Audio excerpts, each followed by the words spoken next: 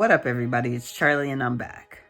So in this video, I want to talk a little bit more about flat affect and how it's affected me in my just everyday life. Since I made that video like a few years ago about flat affect, I since have kind of had a better grasp on what that means for me and what that looks like in my life. So because of that, when I first meet people or when they become like significant people in my life, I disclose to them about my flat affect and we have conversations about like what it means, and which really is nothing. It means nothing. It means that this is just how my face reacts, and that doesn't necessarily mean I'm angry or upset or like not friendly or anything like that. It just means that I have flat affect and my emotions don't come off as clearly as some other people. So with that being said, I have found 3 different situations where people kind of still expect me to not have flat affect, to have like, I don't know the opposite of flat affect actually. Round affect. I don't know. Anyways, they expect me to have round affect and I just don't have it. And I want to talk about the biggest 3 situations where that comes up. The first one is in emotional conversations. For me, when I have fights or arguments or like disagreements with any of my partners, they are kind of emotional times. We both have a lot of energy and love and like passion invested into the relationship. And so because of that, it can get emotional.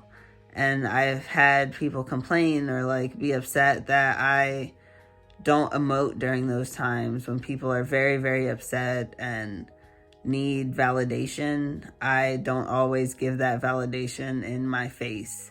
And so that puts people off and makes them feel like they are unloved or like that I don't care. And that's something that's just not true. The next situation that I get caught up in is when it's a high stress situation. So for example, this is a terrible example because it's a terrible thing that happened. So when my dad died, I was his main caregiver, and I kind of came home and he was dead. And it was a really kind of traumatic experience for me, but because I have flat affect, you couldn't tell. Like I didn't cry, I didn't like just demonstratively show that I was upset. And because of that, they thought that I had killed my dad. And so they did a little investigation into that and basically found that I was okay. But it's one of those situations where flat affect didn't help me in this situation because it was so stressful. And people really expect you to respond in stressful situations. And that's just not something that I normally do.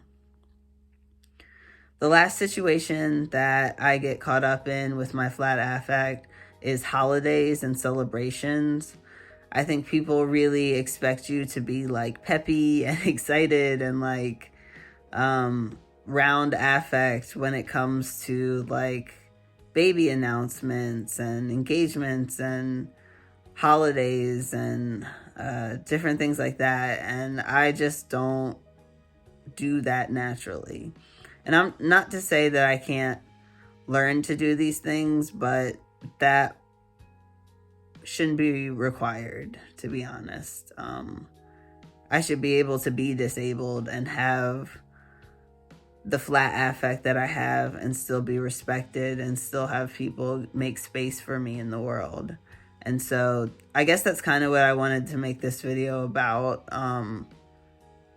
so that people don't feel so alone and that, like me, they can kind of make more space for themselves in the world because we deserve that. And so, yeah, I appreciate you guys and I'll see you next week. Deuce.